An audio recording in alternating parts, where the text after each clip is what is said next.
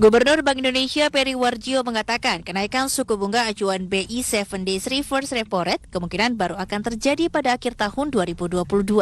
Untuk kebijakan moneter tahun depan, BI perlu mengkalibrasi kembali di samping terus melakukan stabilisasi nilai tukar rupiah. Selain itu, BI menyebutkan akan terdapat pengurangan likuiditas yang sudah sangat longgar pada tahun depan, tetapi hal tersebut tidak akan berdampak negatif terhadap pertumbuhan ekonomi dan penyaluran kredit. Adapun Bank Sentral telah menyuntikkan likuiditas atau melakukan quantitative easing kepada perbankan sebesar 844,4 triliun rupiah atau setara dengan 5,3% terhadap produk domestik bruto sejak tahun 2020 sampai dengan 27 Agustus 2021. Berbagai sumber, IDEX Channel. Baik pemirsa, berikut ini kami update dari penutupan indeks harga saham gabungan di sepanjang hari ini. Ya, seperti kita lihat juga bersama bahwa indeks harga saham gabungan tadi sempat terkena aksi jual, tapi tarik-menarik antara mereka yang ingin melakukan aksi profit taking dan juga mulai memburu saham membuat indeks akhirnya mampu bertahan di zona positif. Meskipun naik tipis sekitar 0,09%, namun indeks masih bertahan di level 6.150,29.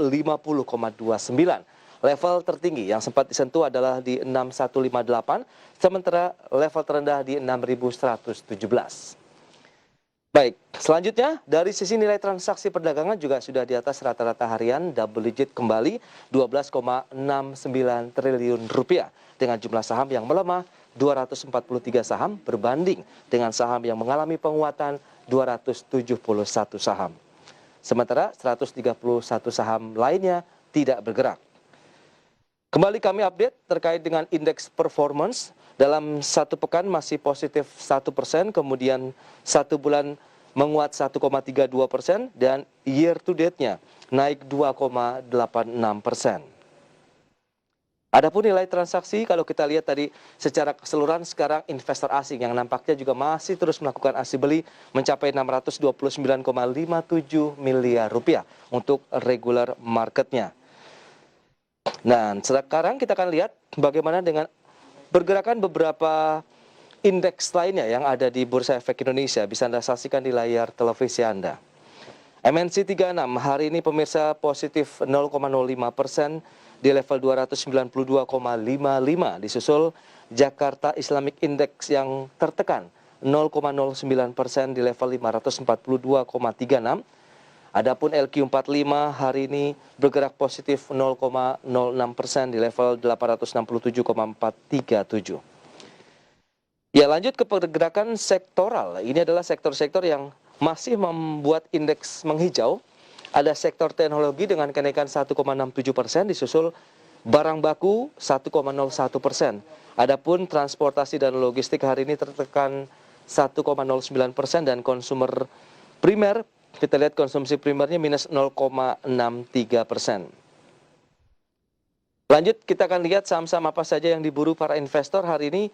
Buka hari ini kembali lagi masuk dalam target investor untuk dikoleksi dengan value sekitar ataupun harga 945, kemudian Bank Mandiri 6.100, Antam di 2390 dan BHIT masuk dalam deretan top gainers.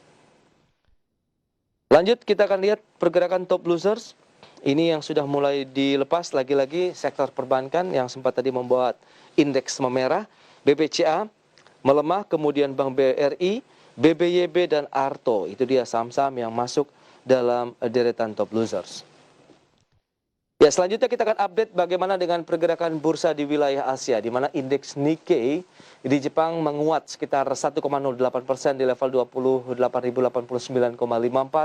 Adapun Straits Times Singapura turun 0,25% di level 3.063,41. Kospi Korea Selatan naik 1,75% di level 3.199,27. Hang Seng Hong Kong juga dalam posisi menguat 0,56% di level 25.682,36. Ya, kita beralih ke pergerakan nilai tukar rupiah terhadap sejumlah mata uang utama dunia lainnya.